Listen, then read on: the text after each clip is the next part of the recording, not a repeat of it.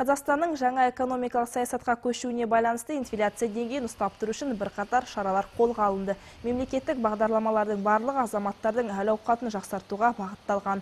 Америкалық сарапшылардың мәліметі бойынша 2007 жылдан бері жаһандық қарыз мөлшері 200 триллион долларды құрады. Қазақстан ашық экономикалық ел болғандықтан әлемде болып жатқан жағдай әсер етпей қоймайды. Елімізде шығарылатын мұнайдың бағасы бір жылдың ішінде 2,5 есе төмендеді. Индустриалды инновациялық бағдарламаның ойдағыдай орындалуына қарамастан экспорттық тауарлардың бағасы төмендеді. В области проводится соответствующая работа.